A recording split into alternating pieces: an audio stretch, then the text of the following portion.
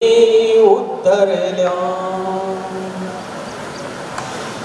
केवळ मनुष्यच नाही तर इतर योनीतील जीवांचा देखील त्यांनाही आनंद देणारा हा अवतार.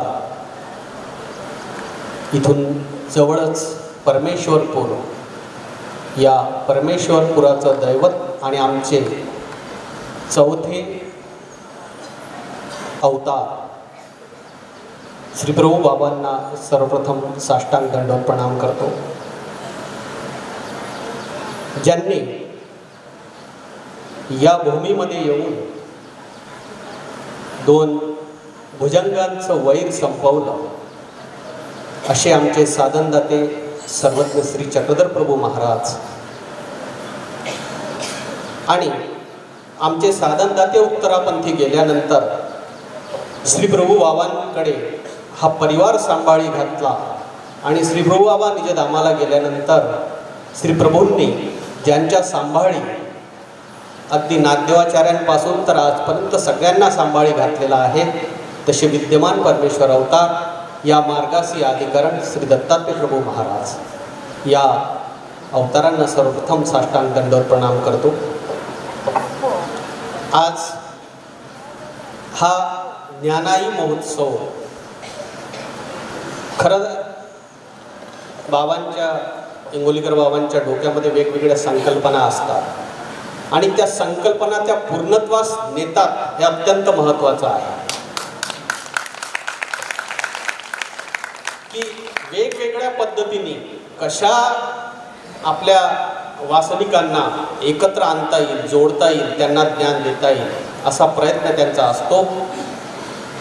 मागील 3 दिवसापासून आपण या ठिकाणी हा आनंद घेता आहात.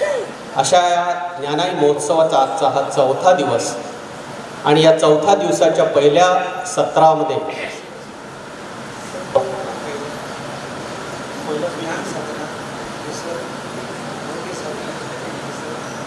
सकाळचे म्हणजे हे 3रं सत्र, सकाळचे सत्र, सकाळचे 2 सत्र आपण अनुभवलेले आहेत आणि हे आता 3रं ज्ञानसत्र आहे. आणि या ज्ञानसत्राचे अध्यक्ष मम हितचिंतक परम श्रद्धेय परम आदरणीय आंबे वडगाव निवासी बाबाजी, ज्यांचे सतत प्रेम आणि माया आपल्या सगळ्यांना मिळते आहे, सातत्याने अगदी दुरून ते आपल्यापर्यंत येतात असे परमपूजनीय परम श्रद्धेय अहमदाबाद निवासी बाबा, ज्यांनी हा सगळा घडवून आणलेला उपक्रम आहे ते परम श्रद्धेय परम आदरणीय मम हितचिंतक वडनेर आणि शिरसोली निवासी बाबा, तसेच आमचे हितचिंतक मार्गदर्शक जाळीचा देव निवासी बाबा आणि ज्यांनी आता खरं तर मी तेवढा मोठा नाही आहे परंतु खूप माझी तारीफ त्यांनी केली त्यांच्या संचलनामधून. खरं तर आम्ही शिबिरामध्ये त्यांच्यासोबत त्या ठिकाणी राहत होतो आणि त्यांच्याकडून सगळ्या गोष्टी शिकत होतो. बोलावं कसं, संचलन करायचं आहे तर कसं करावं, कसा आपला आचार असला पाहिजे हे सगळं जवळून त्यांच्याकडून शिकता आलं असे परमपूजनीय केरळ निवासी बाबाजी, आपल्याला साष्टांग दंडवत प्रणाम. सगळ्या या ठिकाणी उपस्थित सगळे संत महंत, तपस्विनी, भिक्षू, वासनिक बंधू भगिनी आणि सगळे बालगोपाल, आपल्यालाही सगळ्यांना साष्टांग दंडवत प्रणाम. श्री प्रभू बाबांचा विचार आज आपण या ठिकाणी अनुभवणार आहोत. आणि मगाशी जसं किराड्याच्या बाबांनी संचलनामध्ये सांगितलं की इथे सगळा आचारच आचार आहे, विचार शोधणं म्हणजे कठीण आहे. आणि म्हणून मग मी बाबांना म्हटलंय, इंगोलीकर बाबांना, की तुम्ही आमची परीक्षा पाहण्याचं ठरवलं आहे की काय. आम्हाला विचार शोधायला दिलेला आहे श्री प्रभू बाबांचा. ते म्हणाले नाही, आचार आणि विचार काही एकाच नाण्याच्या 2 बाजू आहेत, काही ते वेगळं सांगता येत नाही. आणि विचार हे पितृ मातृ तुल्य आहे आणि आचार हे त्याचं अपत्य आहे. तर या पद्धतीने हा श्री प्रभू बाबांचा सगळा आचार आणि तो सातत्याने आपण अनुभवतो, आपण ऐकत असतो. वेगवेगळ्या लीळांच्या माध्यमातून श्री प्रभू बाबांच्या ज्या लीळा होतात त्या लीळा आपण चिंतन करतो, मनन करतो, वाचतो. 3 दिवसामध्ये आपण अगदी श्रीकृष्ण महाराज असतील, श्री दत्तात्रय महाराज, श्री चक्रपाणी महाराज इथपर्यंत आपण आलेलो आहोत. श्रीकृष्ण महाराजांचा विचार भगवद्गीतेच्या रूपाने आपल्यापर्यंत आला. श्री दत्तात्रय महाराजांचा विचार यदुराजाला जे ज्ञान दिलं त्याच्या माध्यमातून आला. पुन्हा श्री चक्रपाणी महाराजांनी फार काही विचार न देता त्यांनी कृतीपर विचार दिलेला आहे. तोच आपल्याला श्री प्रभू बाबांकडे पण पाहायला मिळतो. आणि आमच्या साधनदात्यांनी तर आम्हाला खूप मोठा विचार देऊन ठेवलेला आहे. 1250 सूत्र आम्हाला दिलेली आहेत आणि हे एक एक सूत्र आपल्या जीवनाला वळण देणार आहे. त्या एकेका सूत्रावर एक तास किमान प्रवचन करता येईल, बोलता येईल एवढं महात्म्य त्या विचारांचं आमच्या साधनदात्याने देऊन ठेवलेलं आहे. आणि कदाचित आमच्या साधनदात्यांनी एवढं दिलेलं असल्यामुळे मग आम्हाला असं वाटत असेल की आम्ही मागे नाही गेलं तरी चालेल, असं होऊ शकते. परंतु प्रत्येक अवताराचा जो अवतार झालेला आहे या अवताराने कुठला तरी विचार आपल्याला दिलेला आहे. तो आपण समजून घ्यायचा आहे की त्या अवताराला काय सांगायचं होतं, कशासाठी हा अवतार झालेला आहे. आणि हे जेव्हा आम्हाला समजेल, आमच्या लक्षात येईल, त्यावेळेस खऱ्या अर्थाने आम्ही त्यांच्या विचारांच्या जवळपर्यंत जाऊन पोहोचू. या ज्ञानाई महोत्सवाचं हेच खरं फलित आहे की यातून आपल्याला या 5 दिवसामध्ये हे सगळं चर्चा मंथन जे या ठिकाणी होणार आहे त्यातून आपल्याला जसं ताकामधून लोणी निघते तसं या विचारांचं लोणी आपल्याला चाखायला मिळणार आहे 5 दिवस. आज आपण 4थ्या दिवशी या विचारांचं मंथन चिंतन करणार आहोत.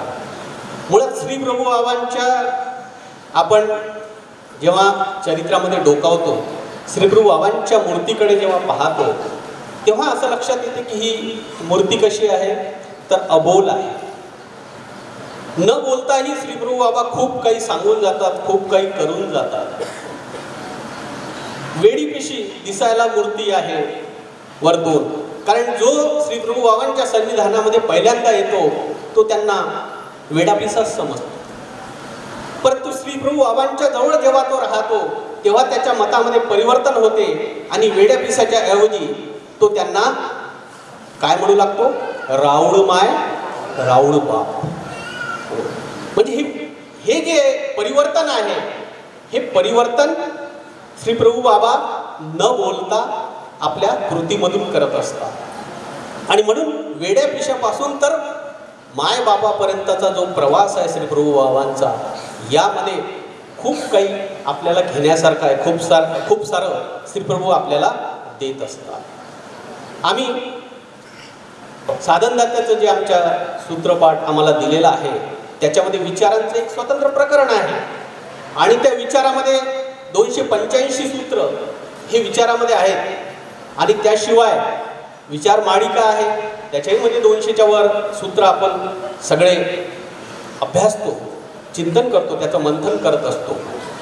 मग हे श्री आमच्या स्वामींनी दिलेले जे सूत्र आहेत, ह्या सूत्रांमध्येही कुठेतरी श्री प्रभू बाबांचे सूत्र आम्हाला अनुभवायला मिळतात. ते आमचे स्वामी आम्हाला सांगतात सूत्रामधून की आपण कसं असलं पाहिजे तर निरावलंबी. आता निरावलंबी असणं हे सोपं आहे का असं म्हटलं की ते खूप सोपं आहे. आम्ही तर कोणावर अवलंबून नाही आहे, आम्ही निरावलंबी आहे. कारण आम्ही आमचं कमावतो, आमचंच खातो, आम्हाला काही दुसऱ्याच्या पुढे हात पसरावं लागत नाही, म्हणजे आम्ही निरावलंबी आहोत असं आपण सहज म्हणून जातो. परंतु हा जो जीव आहे, मनुष्य आहे, हा खरोखर निरावलंबी असू शकतो का? नाही. तर हा प्रत्येक वेळेस कोणावर तरी अवलंबून असतो. हा निरावलंबी राहू शकत नाही. याला समाजाची गरज आहे, याला नातेवाईकांची गरज आहे, याला धर्माची गरज आहे, सगळ्याच गोष्टींची गरज याला असते. परंतु श्री प्रभू बाबांकडे जेव्हा आपण पाहतो तेव्हा श्री प्रभू बाबा हे खऱ्या अर्थाने निरावलंबी आहे. आणि तो निरावलंबनाचा जो विचार आहे तो श्री प्रभू बाबांनी आम्हाला त्यांच्या कृतीतून, त्यांच्या आचरणामधून दिलेला आहे की किती निरावलंबी असावं. श्री प्रभू बाबा म्हणजे मनुष्याच्या जर महत्त्वाच्या आपण गरजा विचारल्या तर आपण सहज सांगून जातो की अन्न, वस्त्र, निवारा. अगदी शाळेमध्ये हे शिकवलं जातं की माणसाच्या मूलभूत गरजा कोणत्या, तर अन्न, वस्त्र, निवारा. मग या 3 गोष्टी जर आपल्या जीवनामध्ये नसतील तर आपण जगू शकू का?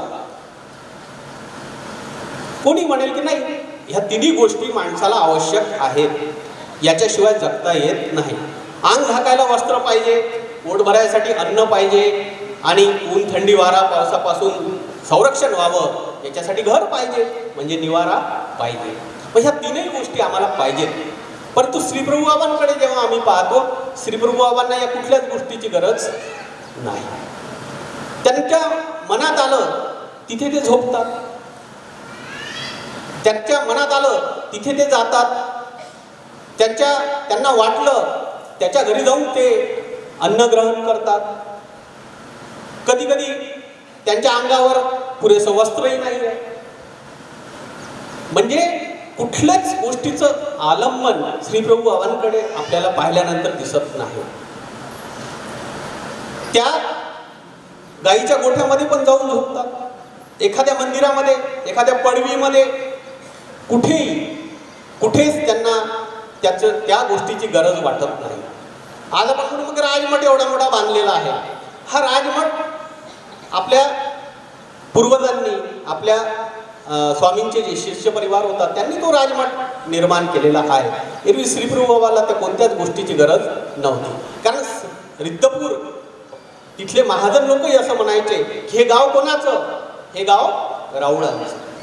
गावात जर कोणी आला आणि त्यांनी जर त्या ठिकाणी श्री प्रभू बाबांच्याबद्दल काही बोलले तर ते मान्य करत नसत. आणि महाजन म्हणायचे की हे गाव राऊळांचं, या गावामध्ये आज्ञा फक्त राऊळांची चालते, राऊळ म्हणतील तसं. म्हणजे इतकं महात्म्य त्या श्री प्रभू बाबांचं त्या रिद्धपुरामध्ये होतं. म्हणून त्या श्री प्रभू बाबांना त्या गावामध्ये कुठेही मुक्त प्रवेश होता. कुठेही ते जात असत, कुठेही झोपत असत, कुठेही त्यांना जिथे वाटलं तिथे खात असत.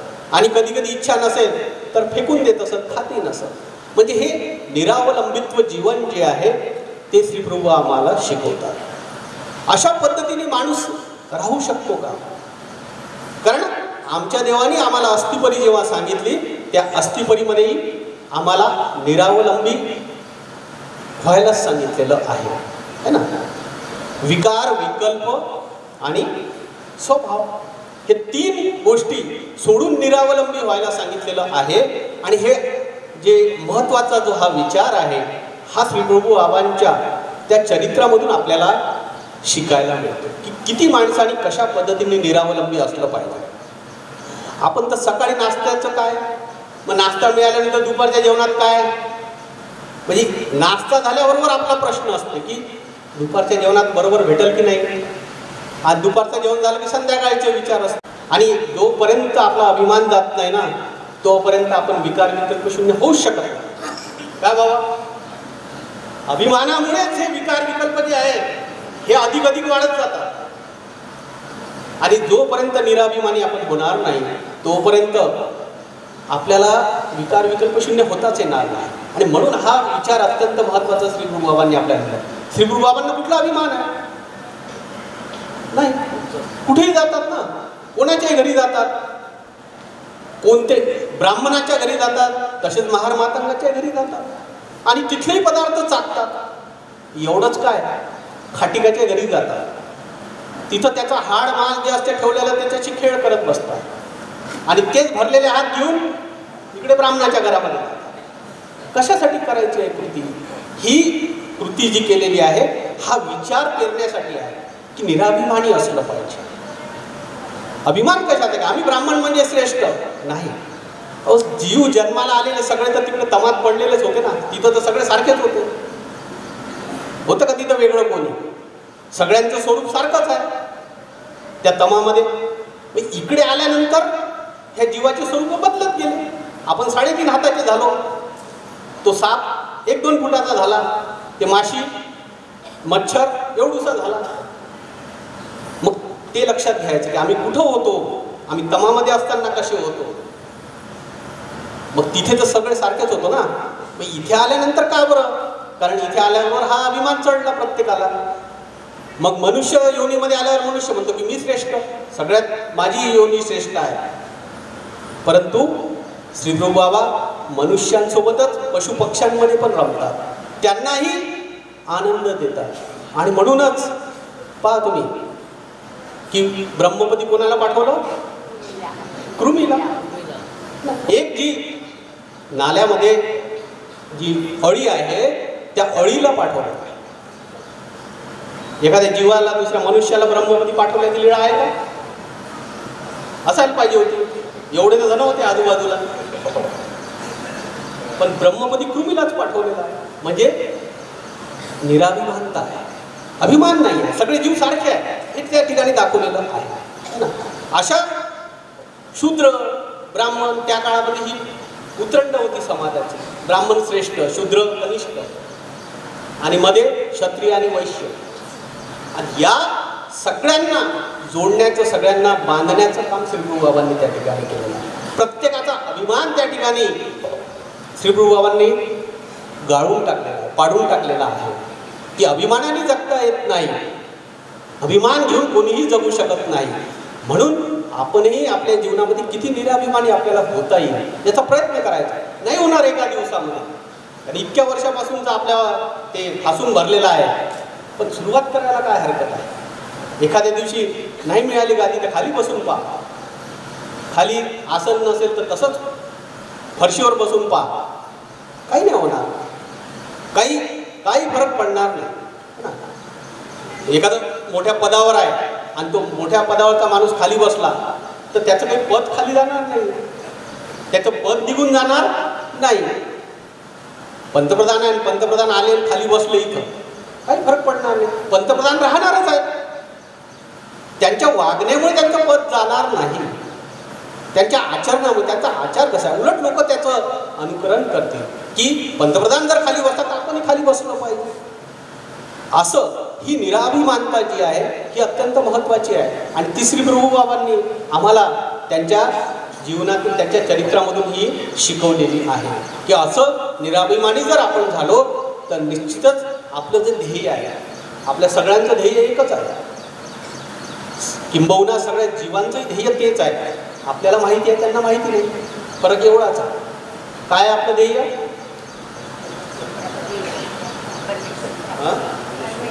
परमेश्वर प्राप्ती, परमेश्वराची प्राप्ती करायची आहे.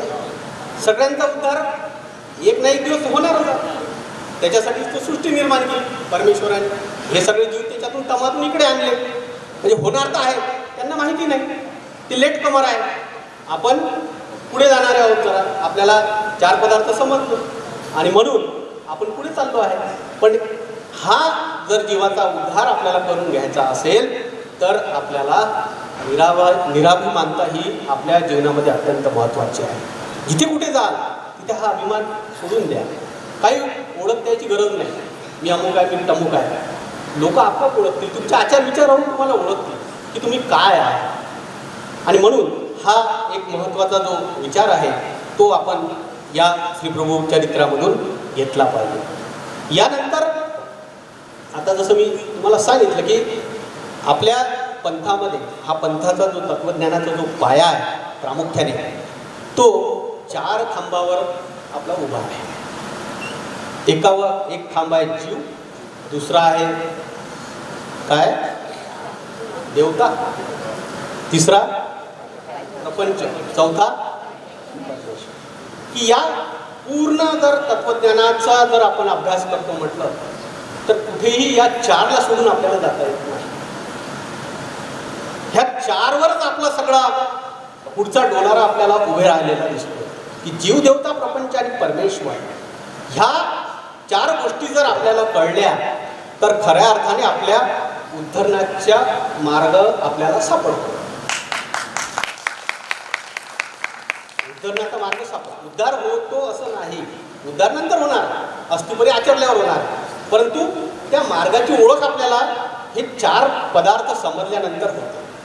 आणि म्हणून श्रीप्रभू चरित्रामध्ये जेव्हा आपण पाहतो तर या 4 गोष्टींना, या 4 स्तंभांना श्रीप्रभू बाबांनी उलगडून दाखवलेलं आहे. ते कृतीतून उलगडून दाखवलेलं आहे. तर जीवाच्या संदर्भामध्ये आपण जर पाहतो तर श्रीप्रभू बाबांच्या दृष्टीने सर्व जीव हे समान आहे. सर्व जीवांना त्यांनी समान मानलेलं आहे आणि कोणत्याही जीवाबद्दल भेदभाव ते करत नाही. आणि म्हणून ते ब्राह्मणाच्या घरी जातात, तसेच महार मातंगाच्या घरी विचरतात. ते तेल्याची भाकर खातात. माळी आहेत तिचे, त्या माळीने आहेत त्यांचे गागर मुळे खातात. जे पदार्थ ज्याच्याकडे आहे, गवळणी आहेत त्यांचं दूध दही चाखतात. म्हणजे ह्या जीवामध्ये जो जीव आहे हा एकच आहे, हा विचार त्यामधून आपल्याला श्रीप्रभू बाबा देतात की सगळे जीव सारखे आहे, कोणताच जीव हा एकमेकापेक्षा वेगळा नाही.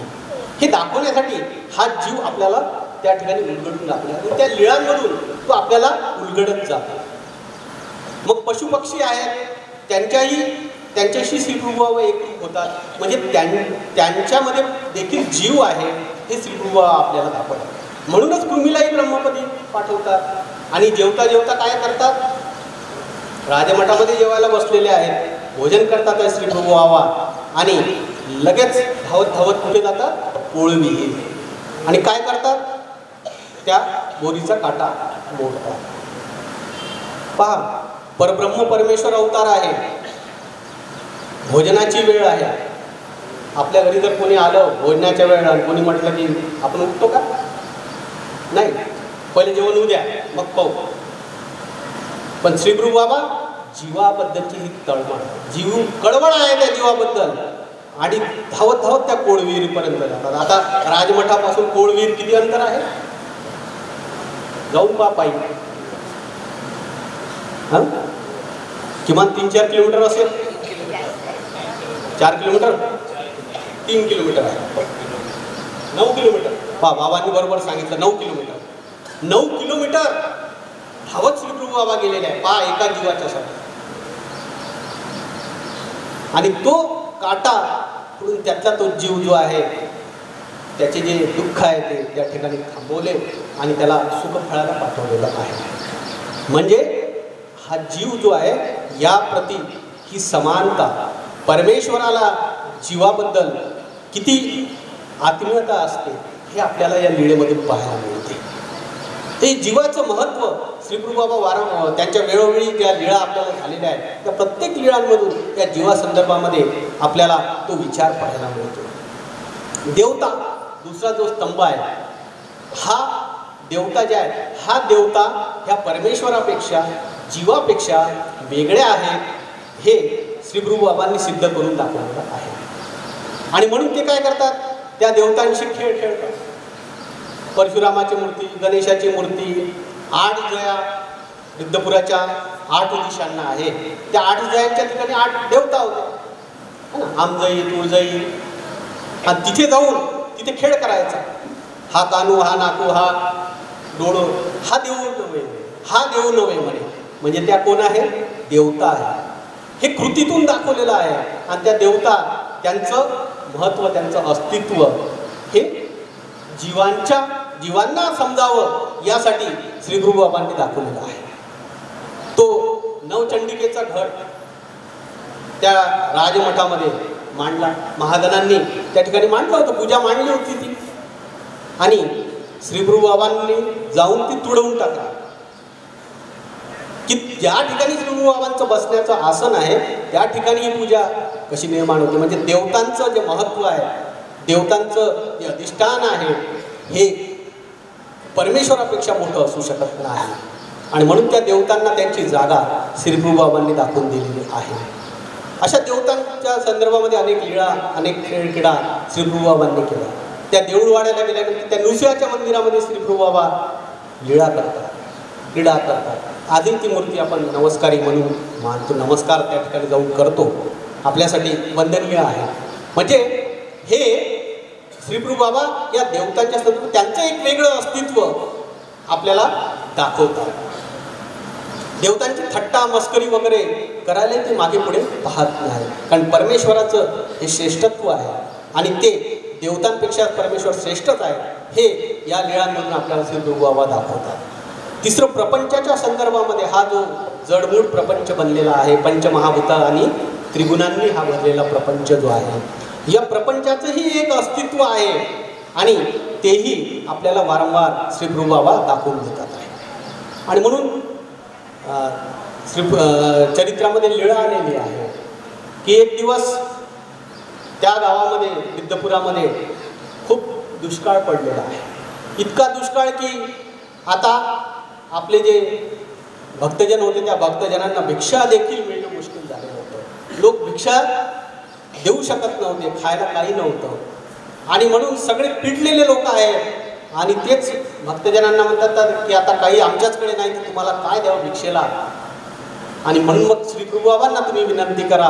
मग ते श्री प्रभू बाबांना विनंती करतात आणि श्री प्रभू बाबा ती विनंती मान्य करतात आणि ढगाकडे पाहतात, आकाशाकडे पाहतात आणि आओ मेली जाय ये ना म्हणे असं म्हटल्याबरोबर किती दिवस पाऊस आला? 3 दिवस मुसळधार. आता 2 दिवस झाले चालू आहे ना, तसा याच्यापेक्षा मुसळधार असेल त्यावेळेस, कारण पूर्ण दुष्काळ होता आणि तो पाऊस आला, सगळी जमीन, तो परिसर सुजलाम सुफलाम झाला. म्हणजे प्रपंचावरही सत्ता ही परमेश्वराची आहे, हा प्रपंचही त्या ठिकाणी दाखवून दिलेला आहे.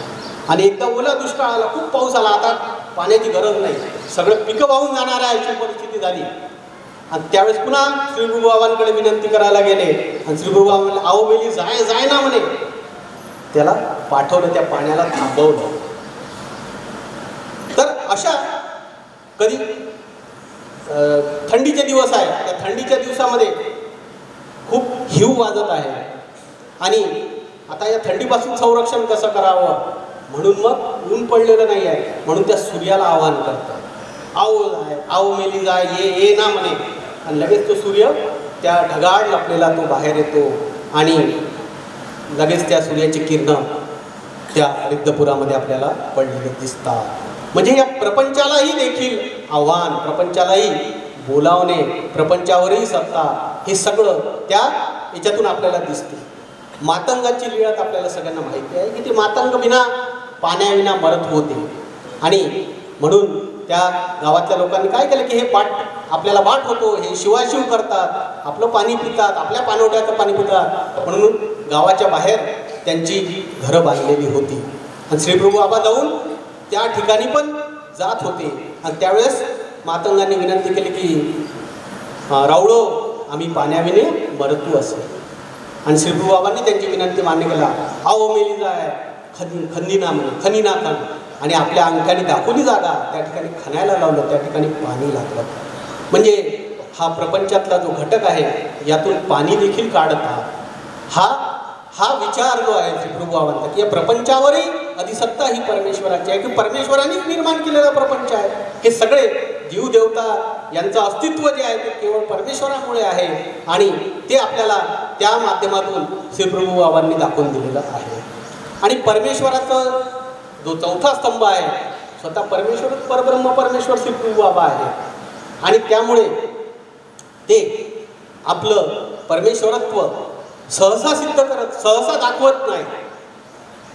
ते तर सर्वसामान्यांसारखे राहतात, सर्वसामान्यांमध्ये जाऊन मिसळतात, लहान मुलांमध्ये लहान मूल होतात, स्त्रियांमध्ये जाऊन स्त्रियांसारखे होतात, पुरुषांमध्ये जाऊन पुरुषांसारखे राहतात, महाजनांमध्ये गेले की महाजनांसारखे राहतात.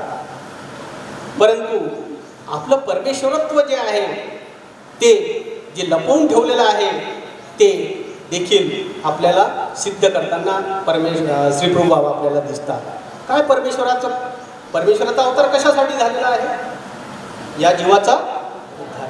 आणि जीवाच्या उद्धारासाठी काय आवश्यक आहे? अविद्या, अविद्याच्छेद झाल्याशिवाय जीवाचा उद्धार होऊ शकत नाही.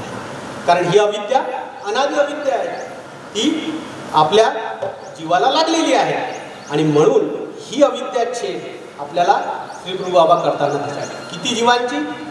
60 जीवांची मूळ अविद्या प्रतिदिनी तू छेदून. आरतीमध्ये म्हणतो की रोज 60 जीवांची अविद्या श्री प्रभू बाबा छेद करत होते. म्हणजे कितीतरी जीव त्यांच्या अविद्याच्छेद केला. म्हणजे ते आता उद्धरणाला जाणार आहे, त्यांचा उद्धार होणार आहे. कारण अविद्याच्छेद आहे. मळकर्म नासणे आणि अविद्याच्छेद करणे. मळकर्म कधी नासलेले असतील त्यांचे, आता अविद्याच्छेदच राहिलेला आहे, तयार झालेले जीव आहेत. आणि म्हणून त्या अविद्या त्यांचा छेद श्री प्रभू बाबा रोज 60 जीवांचा करत होते.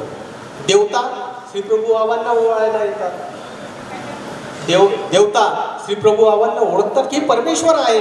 आणि म्हणून त्या परमेश्वराचे ओळखणी करायला त्या देवता येतात. ते आपल्याला श्री रिद्धपुर चरित्रामध्ये पाहायला मिळते. हे परमेश्वरत्व आहे, ते प्रसंगोत्पाद श्री प्रभू बाबा आपलं सिद्ध करतात. एकदा न्यायभारती नावाचे एक अन्य पंथीय महात्मे ते येतात आणि त्यांचा मोठा परिवार 500 शिष्य त्या काळामध्ये त्यांच्याकडे होते. आणि मग ते बाजूच्या गावाला थांबलेला खेड, त्या खेडला होते ते. आणि तिथून मग तिथले रिद्धपुरचे महात्मे गेले की हे प्रतिष्ठित महंत आहे एका पंथाचे आणि यांना आपल्या गावामध्ये बोलायला पाहिजे, यांचा आदर सत्कार मान सन्मान सगळा केला पाहिजे. आणि म्हणून सगळेजण त्यांना बोलवायला जातात. पण ते म्हणतात आहे की तुमच्या गावामध्ये राऊळ आहेत आणि ते राऊळ तर भ्रष्ट करतात. ते ब्राह्मणाच्या घरी जातात, महार मातंगाच्या घरी जातात, खाटकाच्या घरी जातात आणि इथे आम्ही येऊ शकत नाही. परंतु महाजनांची विनंती असते की नाही तुम्ही आलं पाहिजे, तुम्ही पण राऊळाचं दर्शन घेतलं पाहिजे. असं करून त्यांचं ते मन त्यांनी वळवलं, त्यांना ते घेऊन आले. आणि मग ते सगळेजण त्या रिद्धपुरामध्ये आल्यानंतर मग न्यायभारती आपल्या सगळ्या शिष्यांसह त्या ठिकाणी भोजनाला बसलेले आहे. श्री प्रभू बाबांनाही त्या ठिकाणी निमंत्रित केलेलं आहे. श्री प्रभू बाबांचे आसन त्या ठिकाणी टाकलेलं आहे. आणि मग त्यावेळेस प्रपंच साम्यता, की प्रपंच साम्यता कशी असते हे श्री प्रभू बाबांनी त्या ठिकाणी त्या न्यायभारतीला आपल्या कृतीतून दाखवले. बोललेले नाही आहे, एक शब्दही त्या ठिकाणी श्री प्रभू बाबांनी उच्चारलेला नाही.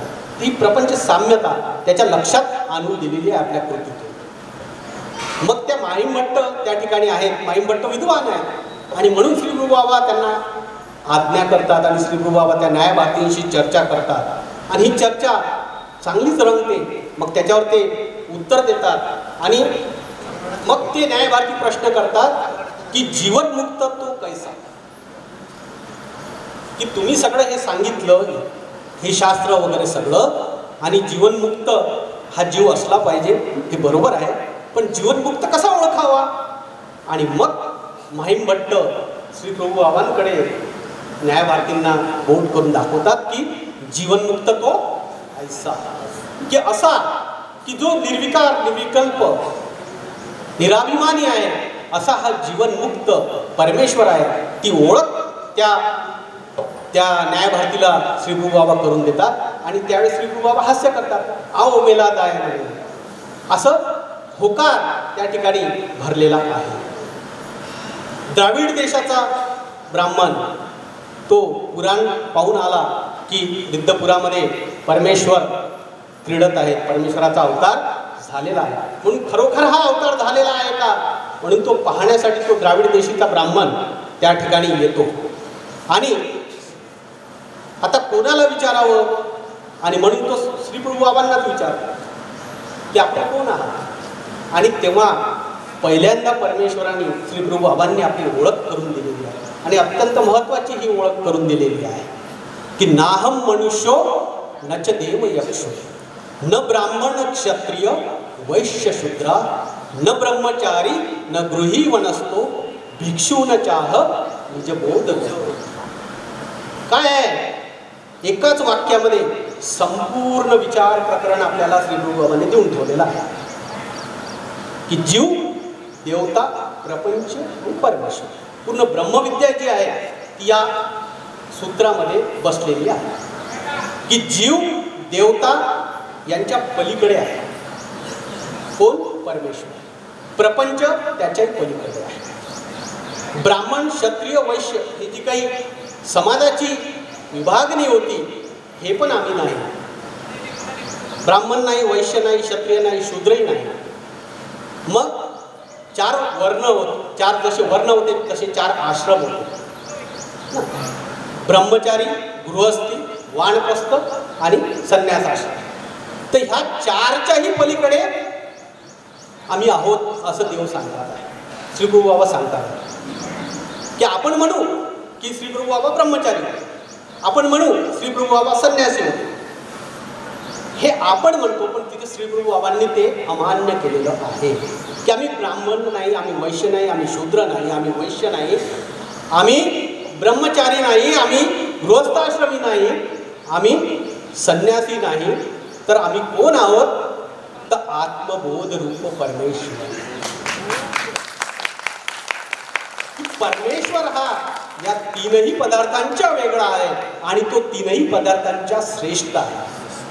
हे आत्मबोध रूप परमेश्वराचं जे आहे त्या द्राविड देशाच्या ब्राह्मणाच्या निमित्ताने आम्हाला श्री गुरु बाबांनी दर्शवलेलं आहे, दाखवलेलं आहे, सांगितलेलं आहे. एरवी तर आवमेले जायच्या व्यतिरिक्त शब्दच नाही श्री गुरु बाबांचा पूर्ण चरित्रामध्ये जेव्हा आपण पाहतो. परंतु या माध्यमातून आम्हाला जो विचार दिलेला आहे तो अत्यंत महत्त्वाचा आहे. हे ब्रह्मविद्येचं जे सार आहे की स्वामींना 1250 सूत्र सांगावी लागली, पण श्री गुरु बाबांनी एकाच सूत्रामध्ये सगळंच सांगून दिलं. सगळंच त्याच्यात येऊन गेलेलं आहे. त्याच्यातूनच मग आपल्याला आचार घ्यायचा आहे, त्याच्यातूनच विचार घ्यायचा आहे आणि त्याच्यातूनच आपले सगळे 9 प्रकरणही बसवायचे आहे. हे जेव्हा बारकाईने याचं चिंतन करू, याचा उलगडा करू, तेव्हा आपल्याला हे निश्चित करता येईल. इतकं महत्त्वाचा विचार श्री प्रभू आपल्याला देऊन गेलेले आहे. संपत आला ना? बस 5 मिनिट चालते ना? तर या श्री प्रभू बाबांच्या ज्या लीळा आहेत याचं आपण खऱ्या अर्थाने सखोल असं चिंतन केलं पाहिजे. नुसतं वाचायचं म्हणून वाचू नका. रोज एक लीळा जरी वाचली तरी चालेल, परंतु ती त्याचं सखोल चिंतन झालं पाहिजे की का हेतू समजून घेतला पाहिजे. आमच्या हेतुस्थळकारांनी हेतुस्थळामध्ये लिहिलेले आहेत, हेतू लिहिलेले आहेत, परंतु आपणही चिंतन करताना आपल्याला ते हेतू कळले पाहिजे, समजले पाहिजे. का श्री गुरु बाबा अशा पद्धतीने वागतात, का अशी लीळा करतात. तर ह्याचं चिंतन जेव्हा करू त्यावेळेस आपल्याला त्यांचा विचार खऱ्या अर्थाने समजेल आणि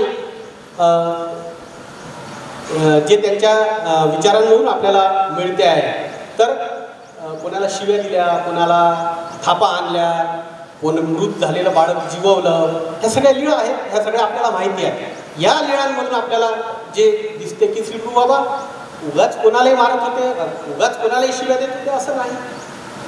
जो जीव तो अधिकारी आहे त्याच जीवापर्यंत जात होते. एरवी तर एवढं ब्रह्मांड पडलेलं आहे, पण रिद्धपूर सोडून नाही गेले श्री प्रभू बाबा. काही काळ गेले, पण तो जर तेवढा अपवाद सोडला तर इतर पूर्ण वेळ रिद्धपुरामध्येच आहे. कारण इथे 60 जीवांच्या अविद्यांचा रोज छेद देवाला करायचा आहे आणि म्हणून ते रिद्धपूर सोडून जात नाही.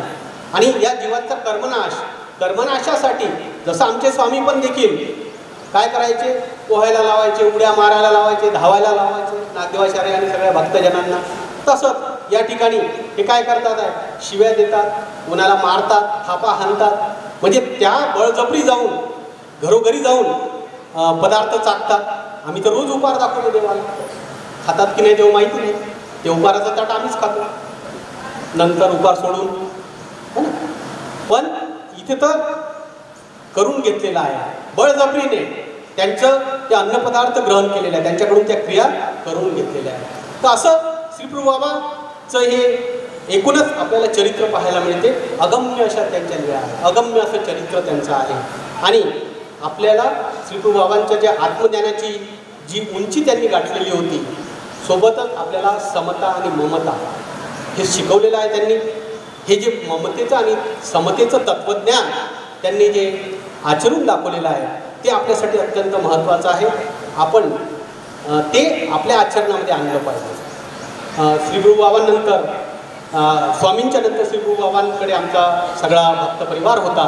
14 वर्ष ते रिद्धपुराला होते आणि या काळात लीळाचरित्र आणि धवळे म्हणजे मराठीतलं पहिलं गद्य आणि पद्य याची निर्मिती श्रीप्रभूबाबांच्याच कृपेने त्या ठिकाणी आपल्याला झालेली दिसते.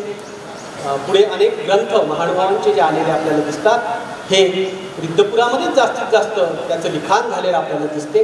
ही सगळी श्रीप्रभूबाबांची कृपा होती आणि त्या माध्यमातून श्रीप्रभूबाबा आपल्यापर्यंत पोहोचलेले आहेत. तर असं हे श्रीप्रभूबाबांचं एकूणच हे चरित्र जे आपल्याला मोठा विचार देते. आणि शेवटी मला 1-2 ओळी नारायणदास बहाळेंच्या त्या रिद्धपूर वर्णनामधल्या आठवतात. अवलोकिता श्रीमूर्ती न लगती नेत्रांची पाती, अवलोकिता श्रीमूर्ती न लगती नेत्रांची पाती, ते जैसे डोळे वाट दाखविती परमसुखाची. म्हणजे हे श्रीप्रभूंचं जे रूप आहे हे अवलोकन करून आपण तर निर्दैवी आहोत, आपल्याला श्रीप्रभूबाबा दिसलेले नाहीत, परंतु आमच्या पूर्वजांनी श्रीप्रभूबाबांचं वर्णन आमच्यापुढे करून ठेवलेलं आहे. ती मूर्ती आपण आपल्या अंतर्मनामध्ये ती साठवायची आहे, ती अवलोकन करायची आहे आणि श्रीप्रभूबाबांच्या लीळांचा विलक्षण असा जो अलौकिक सुखाचा आनंद जो आहे तो आपण लुटत राहूया एवढीच या ठिकाणी अपेक्षा करतो. या ठिकाणी खऱ्या अर्थाने हे सगळे विद्वज्जन मंडळी आहे. समोर बसलेल्यांमध्ये अनेक विद्वान आहेत आणि आपल्या सगळ्यांच्या समोर मी एक खऱ्या अर्थाने विद्वान नाही आहे, एक लहान असा बालक म्हणून आपल्यासमोर या ठिकाणी बोललो. अधिकृती करूनही या महनीय विद्वानांसमोर मी बोललो, त्यांची क्षमा मागतो, आपल्या सगळ्यांची क्षमा मागतो. बाबांचा माझ्यावर अधिकार आहे म्हणून ते नाव टाकून देतात, तारीख बिरीख नंतर पाहू, तारीख त्या दिवशी मी रिकामा आहे की नाही घेणं देणं नसते, तारीख टाकून देतात आणि बस यावं लागतं. तर तसं त्यांचा तो अधिकार आहे, कारण ते गृहस्थाश्रमामध्ये असताना तेव्हापासून आमची एक मैत्री होती. आम्ही अनेक तासनतास चर्चा करत होतो, बसत होतो, बोलत होतो. तर त्यांच्या आज्ञा आता ती माझ्यासाठी असते आणि म्हणून ती पाळावं लागते आणि त्यामुळे सगळे कामधंदे सोडून यावंच लागते. आणि म्हणून आज त्यांनी या ठिकाणी बोलावलं, माझ्यावर जे प्रेम दाखवलं बाबा असंच प्रेम माझ्यावर असू द्या, आपलं शुभचिंतन सगळ्यांचं माझ्यासाठी असू द्या एवढीच या ठिकाणी विनंती करतो आणि थांबतो. श्री गोविंद प्रभू महाराज की जय. दंडवत दंडवत प्रणाम.